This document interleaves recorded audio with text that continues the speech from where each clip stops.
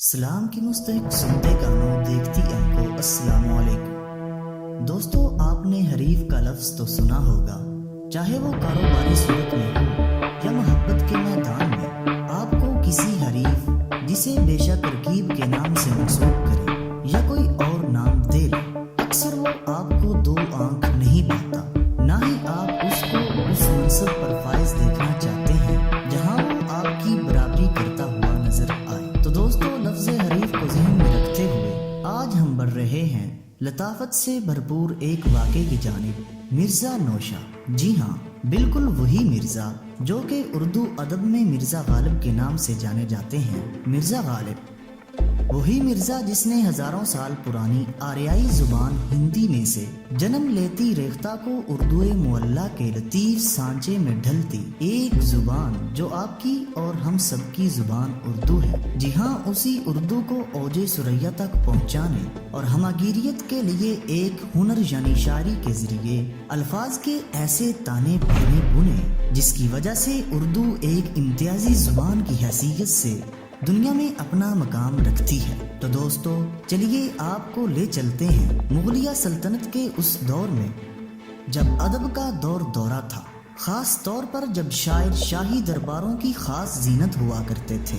وہی دور جو غالب کا دور تھا۔ خواتین و حضرات، غالب چونکہ اس دور کے ادیبوں اور شاعروں میں بلند مرتبے پر فائز تھا، جس وجہ سے اس دور کے ادیب ان کی اس شہرت سے بہت زیادہ خائف تھے، جن میں سر فہرست نامور شاعر استاد ابراہیم ذوق کا نام آتا ہے۔ تو دوستو، میں ہوں محمد عمر اور آپ دیکھ رہے ہیں یوٹیوب کے اس مشہور چینل جہان دانش کو۔ تو دوستو، اس کی تفصیلات میں جانے سے قبل حسب روایت آنے والے دوستوں سے درخواست ہے کہ وہ چینل کو سبسکرائب کر کے ساتھ میں موجود بیل آئیکن کو بھی دبا دیں تاکہ ہماری آنے والی ہر نئی ویڈیو آپ تک بآسانی پہنچ سکے۔ خواتین و حضرات، استاد ابراہیم ذوق نے غالب کی شہرت سے خائف ہو کر مغل دربار میں غالب کے خلاف کان بھرنے شروع کر دیے اور اپنی اس کوشش میں کامیاب بھی رہے۔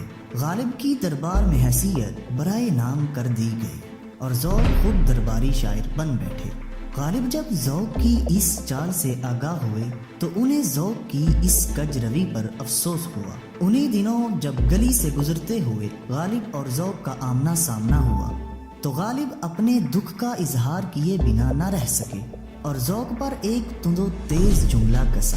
ہوا ہے شاہ کا مصاحب، ہوا ہے شاہ کا مصاحب، پھرے ہے اتراتا۔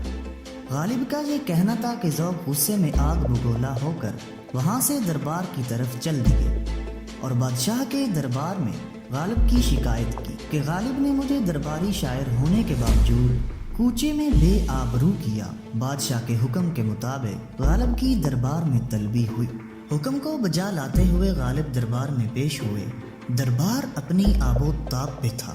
غالب کے مخالفین غالب کی سرے دربار رسوائی کے بڑی بےتابی سے منتظر تھے، جبکہ غالب کے مداح دل ہی دل میں غالب کی سرخروہی کے لیے دعا گو تھے۔ المختصر مدعا پیش کیا گیا۔ ذوق نے اپنی بات دہرائی۔ بادشاہ نے غالب سے جواب طلبی کی، تم نے ایک درباری شاعر کو سرے بازار رسوا کرنے کی کوشش کی، اپنی صفائی پیش کیجیے۔ غالب نے بغیر کسی تمہید کے عرض کی، اے مغلیہ سلطنت کے تاجور، استاد ذوق تو خواہ مخواہ ہی ہم سے نالاں ہو گئے۔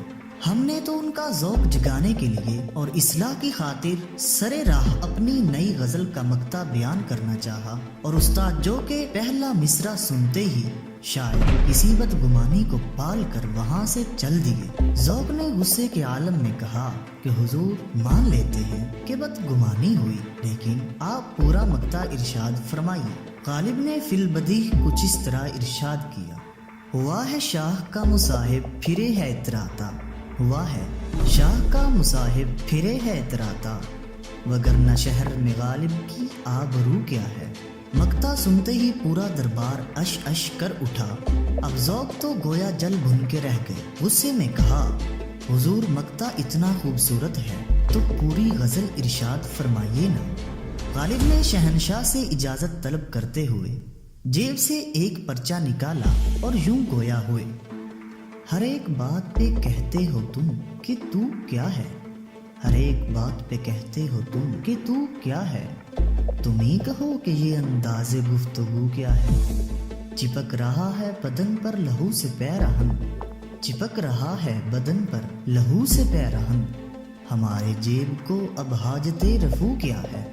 جلا ہے جسم جہاں دل بھی جل گیا ہوگا، جلا ہے جسم جہاں دل بھی جل گیا ہوگا، پریدتے ہو تو اب راکھ جستجو کیا ہے؟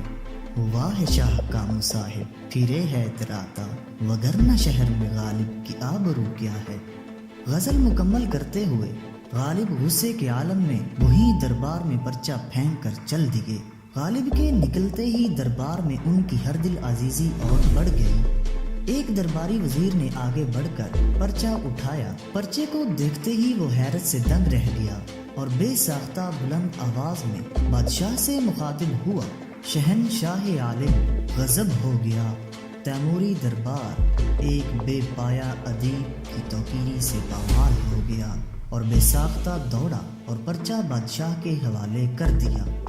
بادشاہ کا پرچے کو دیکھنا تھا کہ بے ساختہ منہ سے نکلا، ہاں غضب ہو گیا، تیموری دربار ایک ادیب کی توقیری سے پامال ہو گیا۔ للہ غالب کو عزت و کرام سے دربار میں لایا جائے۔ تمام درباری دنگ رہ گئے اور بادشاہ سے وجہ پوچھی۔ بادشاہ نے جواباً پرچہ ان کے سامنے الٹ دیا۔ جی ہاں، پرچہ خالی تھا۔ فی البدیہہ غالب کے انداز بیاں پر ہر کوئی حیرت زدہ تھا۔